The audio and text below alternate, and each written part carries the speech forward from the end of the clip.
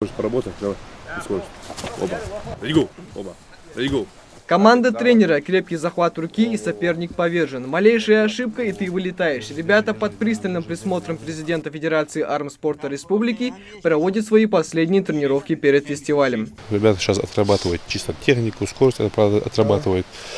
Физические сильные большие нагрузки мы прекратили. Сейчас уже осталось там пару дней они отработают, уже отдых нужен ребятам. Так поработал с ними, над ошибками поработали, знаем своих соперников, должны показать результат, работали с ними, не должны подвести. За ходом тренировок сборной Ингушетии наблюдает и председатель правительства региона. Руслан Гагиев осмотрел все площадки, где проходит подготовка к соревнованиям. Их здесь столько, сколько и видов состязаний, около 10. Впрочем, кавказские игры далеки от привычных спортивных канонов, но от этого не менее зрелищны. Так, например, силовое троеборье включает в себя бросок камня весом 12 килограммов. 15-20.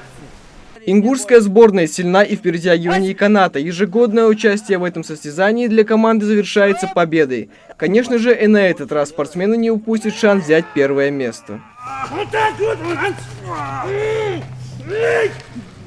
Самый ловкий в лазании по канату 6 лет подряд молодой человек занимал первое место в этом виде спорта. Крепкий ухват руки и, конечно же, усиленные тренировки. Вот его главный секрет успеха.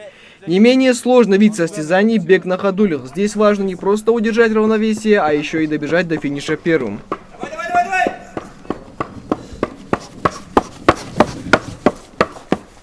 Борьба на руках, троеборье, поднятие тяжестей, перечень дисциплин, в которых будут состязаться участники соревнований, действительно впечатляет.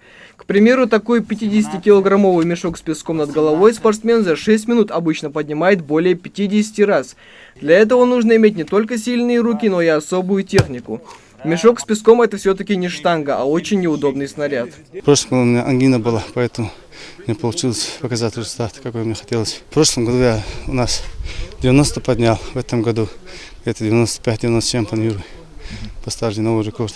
Перенос тяжести на дистанцию за определенное время тоже занятие не из легких. Как только дается старт, груз нужно загрузить в тачку, а это 150 килограммов. Пробежать дистанцию и выгрузить. Кто быстрее справится с этой задачей, тот и побеждает. Ошибки бывают в основном при погрузке. Надо ногу поставить сюда, чтобы тачанка не перевернулась. Задача: первый мешок, если положишь дальний угол, он может перевернуться. Ложишь на левый бок сперва, на левый, второй на правый. Можно свободно кинуть его, чтобы он будет лететь. Третий мешок, чтобы погрузить в середине. Можно вот так. Вот так. Чтобы тачанка не перевернулась. Тренер сборной Ингушетии внимательно следит за ходом тренировок. Участники соревнований должны на 100% быть готовы ко всем трудностям, с которыми им придется столкнуться. Но перегружать себя, конечно же, не стоит.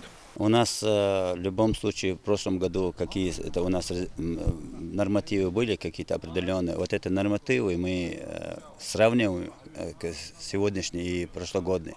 Но в некоторых местах мы уже некоторые виды улучшили, а некоторым еще чуть-чуть дорабатывать. Но я так думаю, в любом случае наша команда должна быть в призерах. За 7 лет фестиваль стал одним из самых ярких и знаковых спортсобытий на юге России. Это уникальная площадка, которая позволяет открыть культуру народов Северного Кавказа и сохранить традиционные виды спорта. Плюс к тому же фундамент для дальнейшего укрепления межнациональных отношений. Микаил Тангиев, Руслан Албагачиев, Рамзан Зурабов, Новости 24.